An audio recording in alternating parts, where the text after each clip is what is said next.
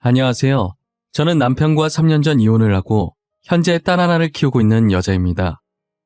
저는 매일은 아니고 가끔 이곳에 들려서 올라온 사연을 듣고는 했는데요. 이런저런 사람들 사는 얘기를 듣다 보니 제 얘기도 이곳에 적어보면 어떨까 싶더라고요. 제 사연 읽고 공감해 주시는 분들이 과연 몇 분이나 계실까 싶지만 그래도 저 나름대로는 남들이 쉽게 접하지 못할 일을 경험했다고 생각하고 있었거든요.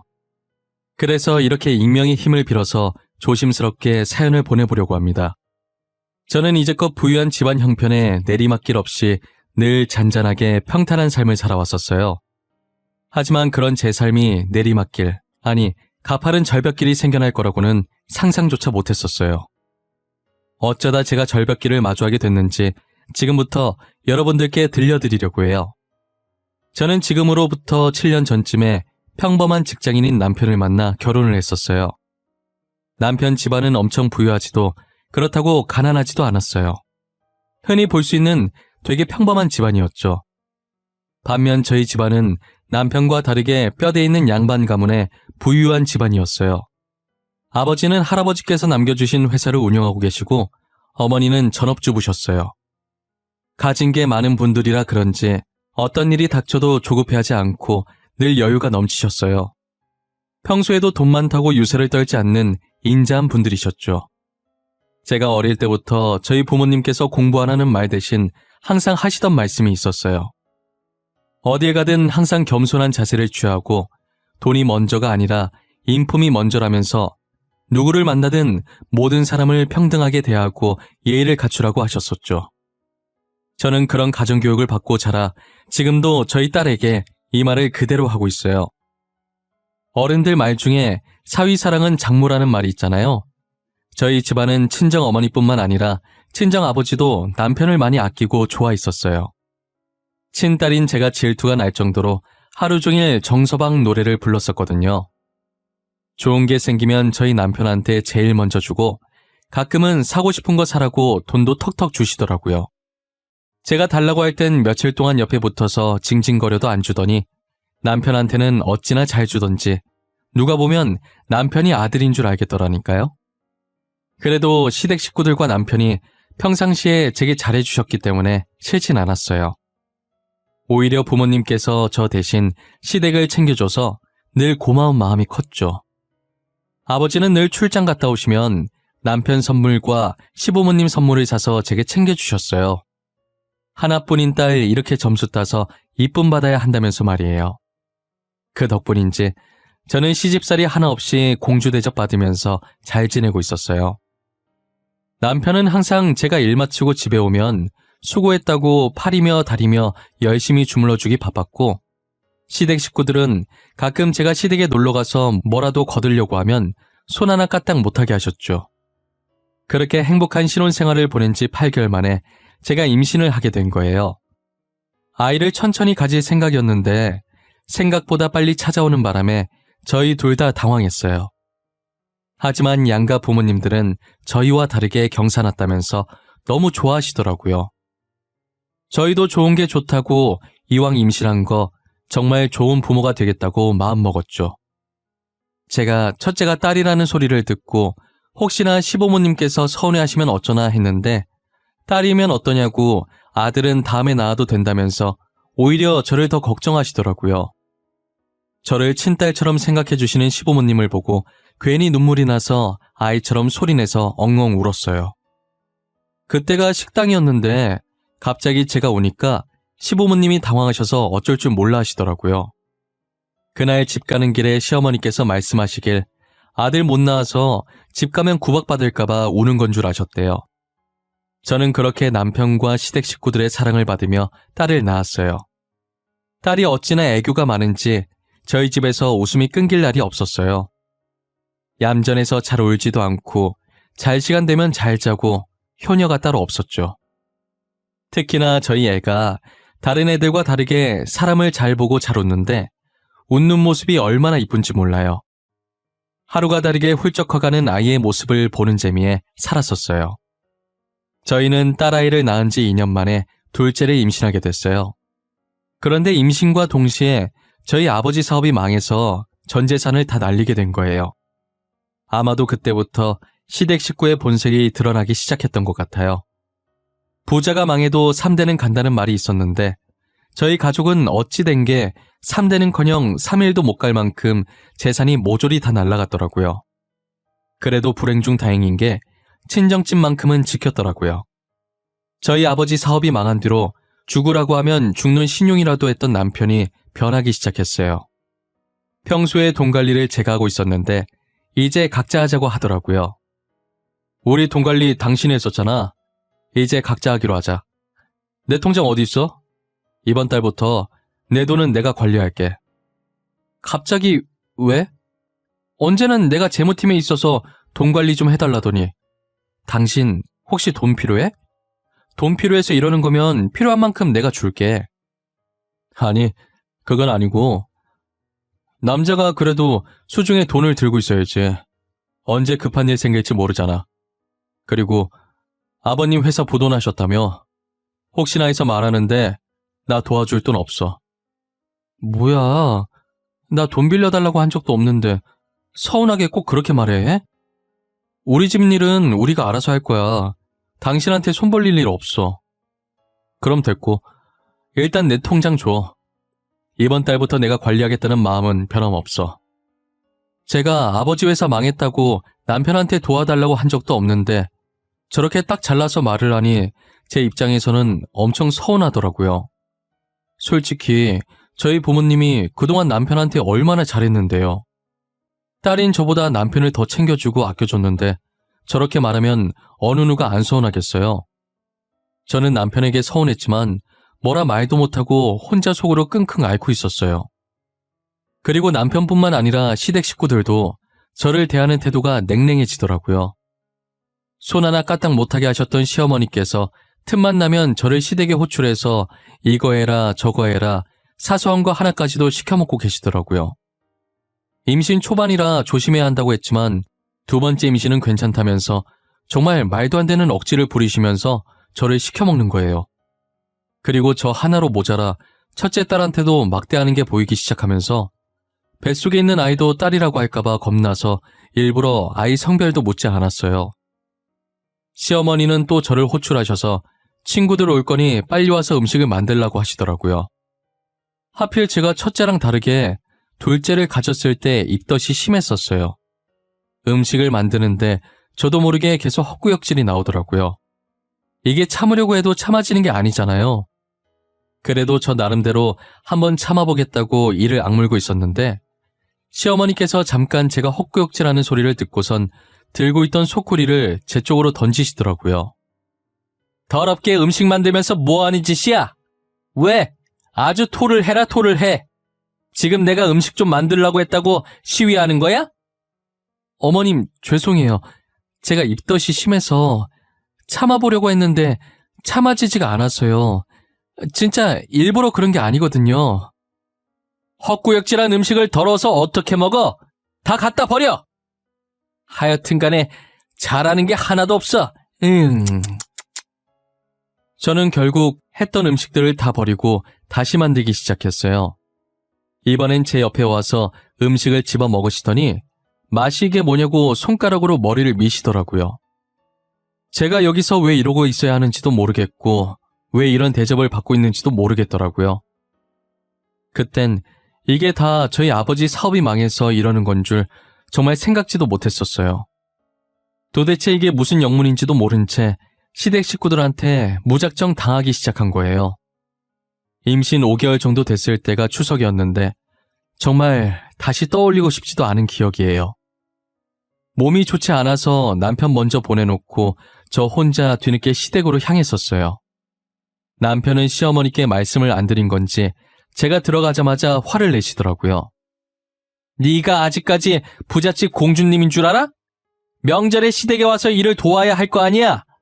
멀쩡한 며느리 두고 늙은 시애미가 이걸 다 준비해야겠어? 어머님, 죄송한데 제가 몸이 안 좋아서 조금 늦었어요. 그리고 1시간밖에 안 늦었는데 그게 이렇게까지 화낼 일이에요? 당신, 어머니한테 버릇없게 지금 이게 뭐 하는 짓이야? 그냥 죄송하다고 하면 끝날 일을 굳이 말대답해야겠어? 당신이 아프다고 말만 해줬어도 어머님이 이렇게까지 화 안 내실 거 아니야. 내 말이 틀려? 내 말이 맞잖아. 아니다. 그냥 말을 말자. 싸울 힘도 없다. 너 지금 하늘 같은 남편한테 말버릇이 그게 뭐야? 너희 부모님이 그렇게 가르치셨어? 어? 어머님, 말 한번 잘 꺼내셨어요. 저희 부모님이 그동안 시댁 식구들한테 얼마나 잘했는데요. 기억 안 나세요? 그런데 어떻게 저한테 이런 식으로 하실 수가 있어요? 시어머니 입에서 저희 부모님 얘기 나오니까 순간 울컥하더라고요. 그동안 저희 부모님이 얼마나 잘해주셨는데 지금 시어머니께서 저한테 이러나 싶어서요. 저는 정말 틀린 말 한 거 없다고 생각했는데 어디에 화가 나신 건지 시어머니께서는 제 말이 끝나기가 무섭게 제 뺨을 때리시더라고요. 저는 부어오르는 뺨을 어루만지면서 그대로 시댁을 빠져나와 친구 집으로 갔어요. 발갛게 달아오른 뺨을 보고 괜히 부모님께서 걱정하실까봐 대충 몸이 안 좋아서 못 간다고 말하고 연휴 끝날 때까지 친구 집에서 지냈었어요. 걱정하시는 것보다 시댁 식구들한테 실망하실 게 커서 입이 안 떨어졌어요. 친구는 제 얘기를 듣더니 어떻게 사람들이 그렇게 못됐냐고 당장 이혼하라고 하더라고요.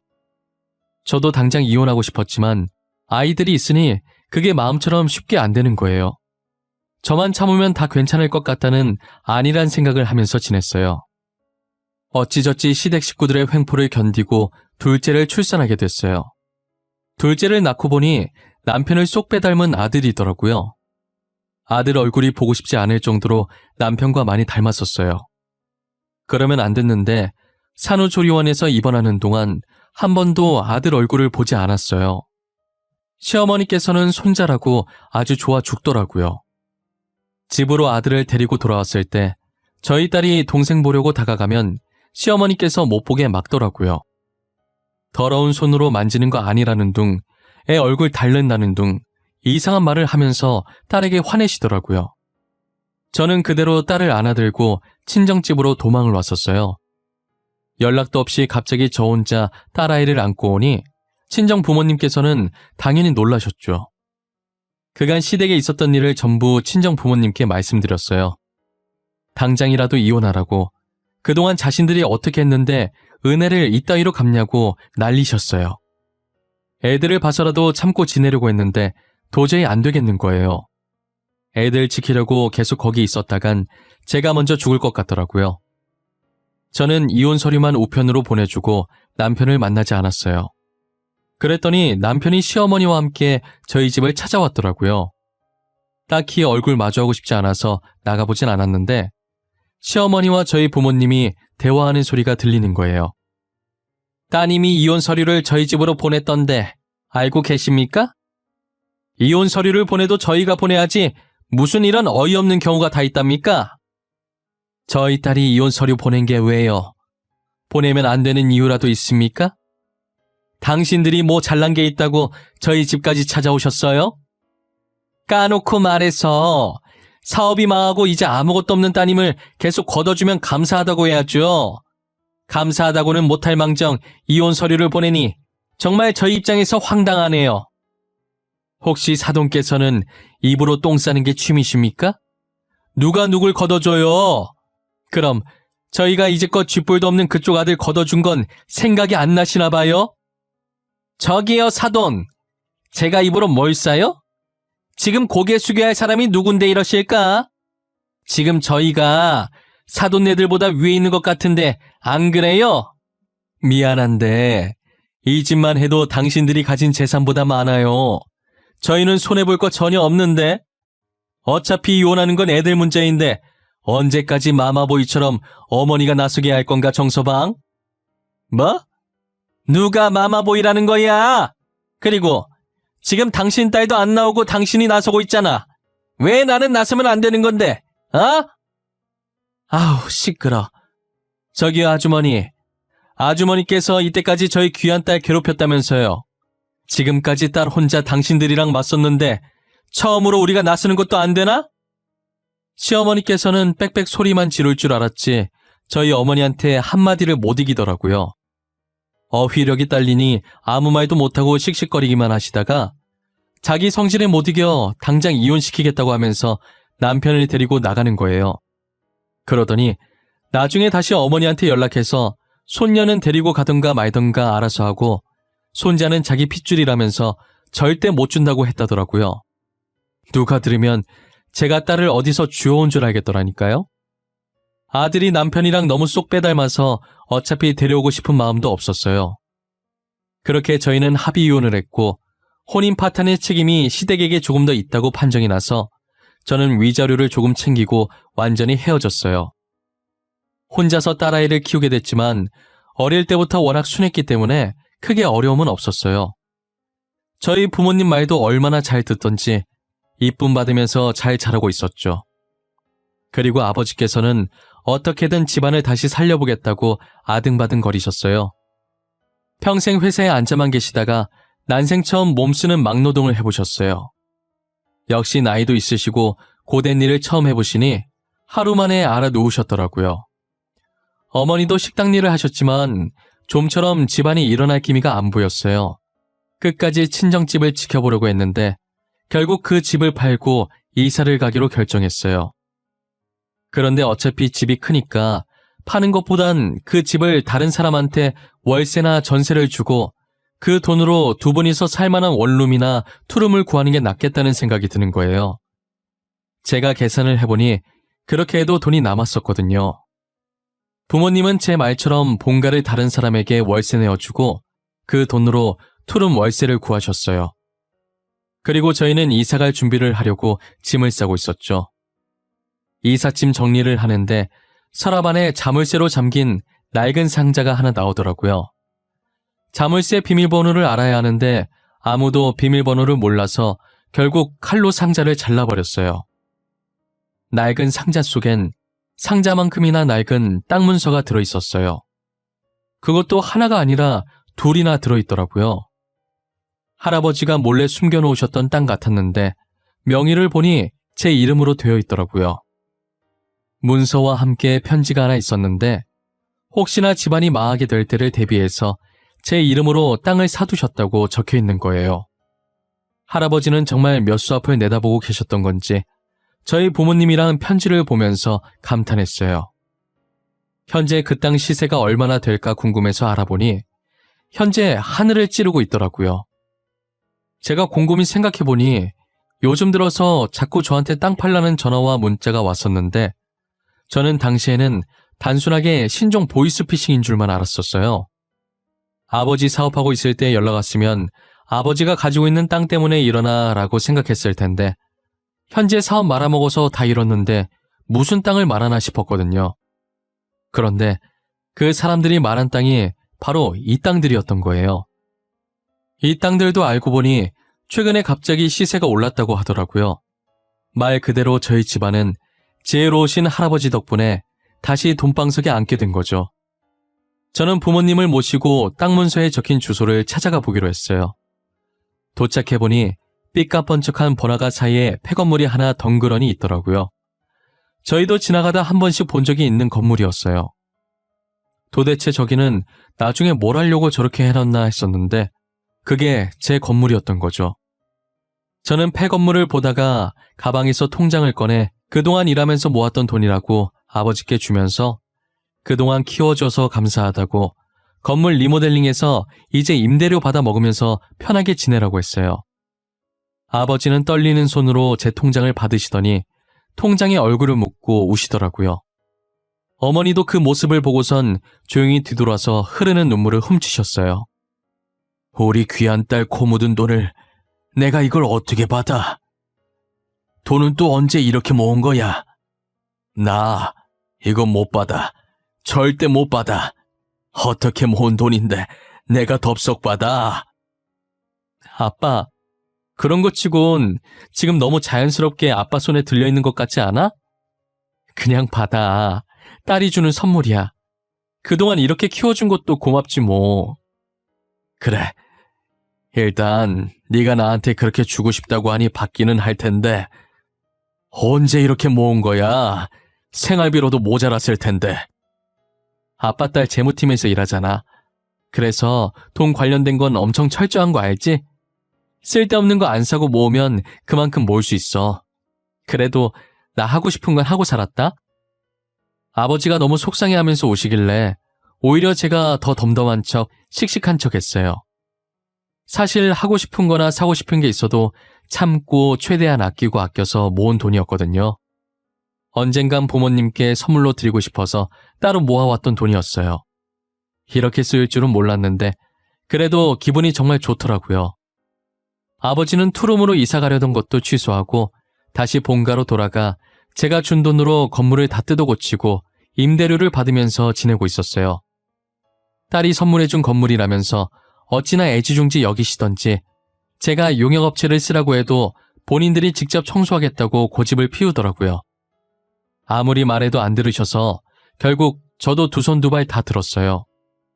그러다 예기치 못한 장소에서 평생 마주치고 싶지 않았던 사람들을 마주하게 됐는데요. 모두가 예상하셨듯 그 사람들은 바로 저희 전 남편과 전 시어머니셨어요. 그날도 어김없이 청소하러 나가셨다는 말에 같이 점심 먹으려고 부모님을 찾아갔어요.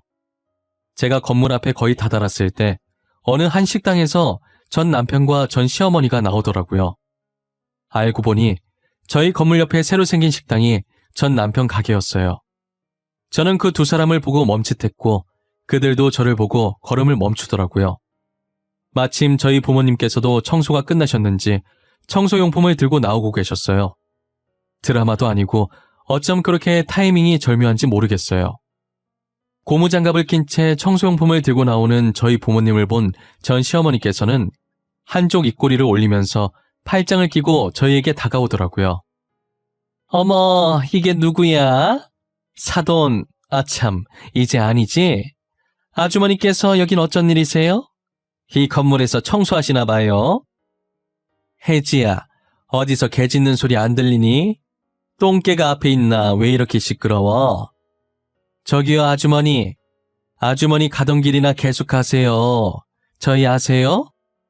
자존심은 여전하시네. 그쪽 꼴 보니 저도 아는 척하고 싶지 않아요.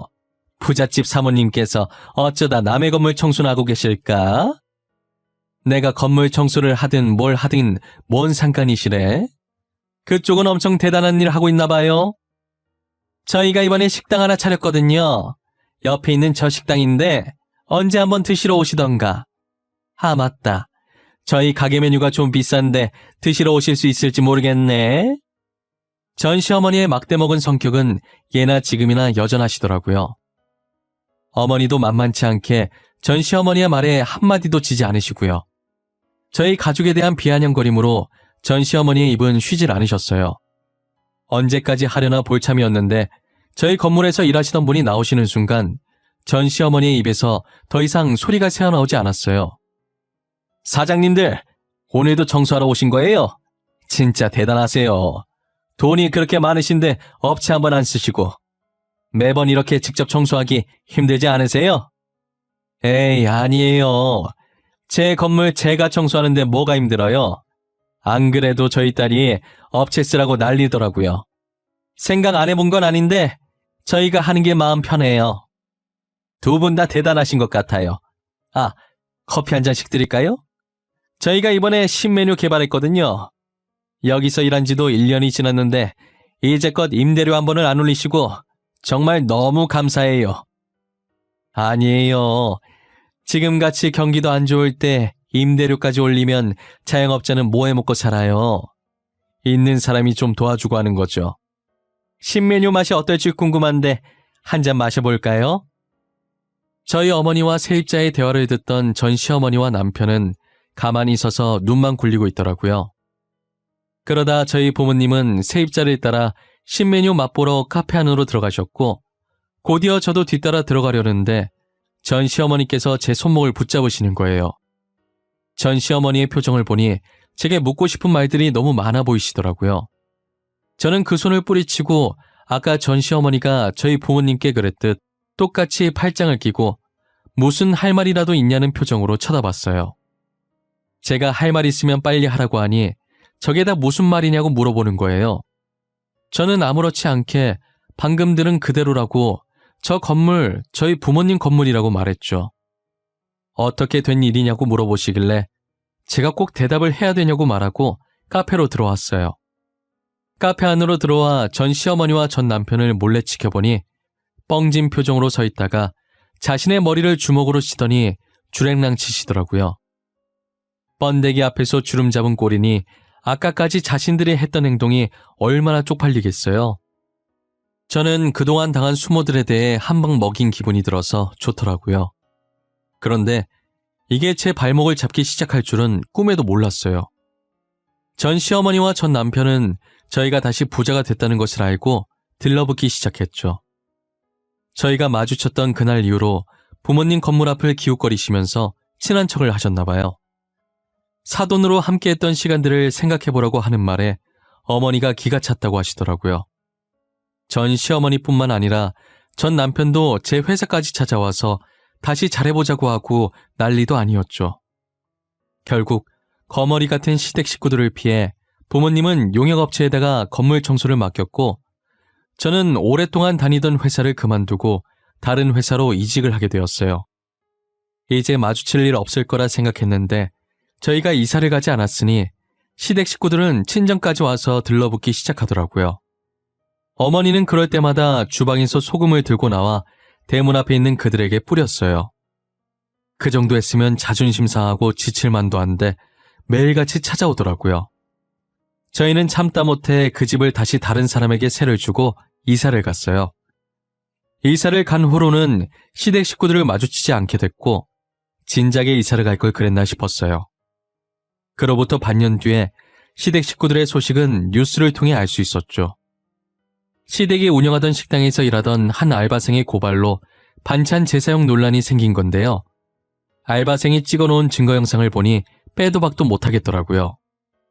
저희 가족은 뉴스를 보며 혀를 찼고 망신살도 이런 망신살이 없었어요. 제 딸도 뉴스를 보면서 그동안 우리한테 했던 짓 때문에 벌 받는 거라고 한마디 거들었어요. 그동안 아빠 없는 자식으로 만들어서 미안했는데 딸도 시댁에 대한 마음이 저와 같았더라고요. 저렇게 뉴스까지 났는데 식당은 잘 될 리 없었고 손님이 완전히 끊겨버리자 식당 문을 닫게 됐어요. 막상 저런 상황이 오니 통쾌하기보다 제 딸아이의 아빠라서 그런지 불쌍하다는 생각이 들었어요. 그러다 저와 딸에게 한 행동을 곱씹으며 상처 준 만큼 돌려받는 것뿐이라고 독하게 마음먹었죠. 지금 저희 가족은 예전보다도 더 잘 지내고 있어요. 딸도 이제 유치원을 다니면서 아빠 없이도 씩씩하게 잘 커주고 있고요. 저와 저희 부모님도 아빠의 빈자리를 못 느끼게 해주려고 노력하고 있어요. 딸이 남편보다 저를 닮았는지 어린 게 똑 부러져서 벌써부터 말을 되게 잘하더라고요. 저는 요즘 딸아이 하나만 바라보면서 열심히 이 각박한 세상을 잘 버티고 있어요. 딸아이를 안 낳았으면, 아니, 딸아이를 안 데리고 왔으면 어쩔 뻔했나 싶어요. 혼자 살겠다고 도망쳐 나왔으면 분명 이렇게 행복하게 살지 못했을 거예요. 저는 딸아이가 지금처럼 저희와 추억 많이 쌓으면서 행복하고 씩씩하게만 자라주었으면 좋겠어요. 공부 못해도 되니까 오래오래 제 옆에 있으면서 건강만 했으면 하는 바람입니다. 여러분들도 실패했다고 바로 좌절하지 마세요. 저희 가족처럼 언젠가는 정말 특별한 행운이 찾아올 거예요. 제 이야기는 여기까지입니다. 여기 계신 모든 분들이 행복한 꽃길만 걸으셨으면 해요. 제 긴 이야기를 들어주셔서 정말 감사하고 늘 건강하세요.